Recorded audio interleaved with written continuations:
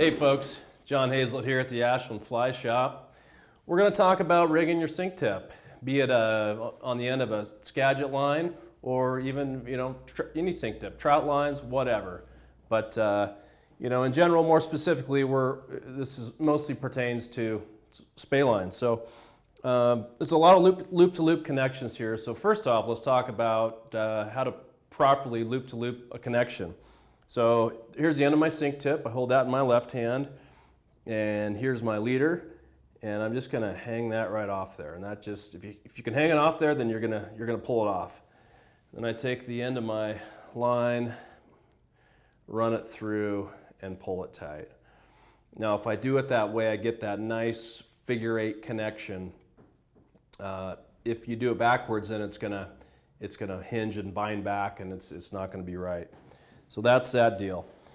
Beyond that, there's really 3 basic ways to rig a sink tip. For one, leader length is critical. 3 to 5 feet is plenty.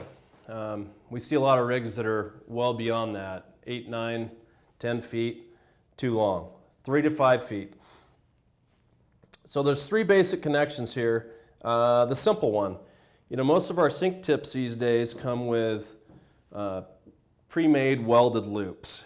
And so I can just tie on a straight piece of mono, 8, 10, 12, or 15 pound mono right onto the end of that connection. So here's my pre-made welded loop, and I just take my straight piece of 3 to 5 feet, tie a perfection loop or a surgeon's loop, and then do my loop-to-loop connection, and it's done. That's a quick, simple, easy way to do it. And then as far as a knot for my fly, I'm gonna ideally with our bigger lead eye type intruder type flies, a non-slip mono loop. That gives the fly some action. And any time you're streamer fishing, that's a great knot. If you don't know that knot, you can tie a clinch knot, a Duncan loop, whatever. But ideally a non-slip mono loop. And what we do here at the shop, and I do at home or on the river, let's call it the durable method.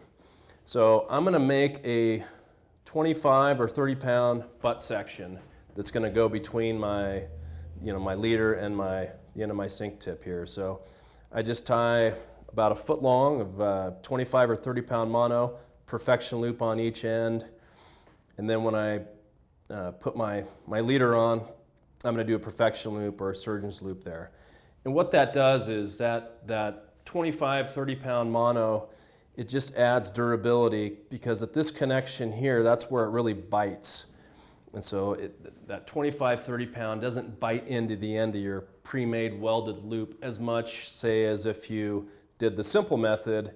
That thinner mono just bites into the end of your pre-made loop, and it doesn't last as long. So this is preferred. Now, if you have a sink tip that, call it the old school method, doesn't have a welded loop, then what I do is I take 25, 30 pound mono, and I tie an Albright knot right at this connection. So Albright, short butt section of about a foot. So there's my butt section, and then perfection loop on the end, and then I'll do my loop-to-loop connection there with a perfection loop or a surgeon's loop. So there's 3 good ways to rig your sink tip. And if you don't know most of these knots, you can check out our videos, our knot videos that we're doing, listed on below the video here. And you can learn some of these knots, and you'll know you're properly rigged when you head to the river. Thanks for tuning in.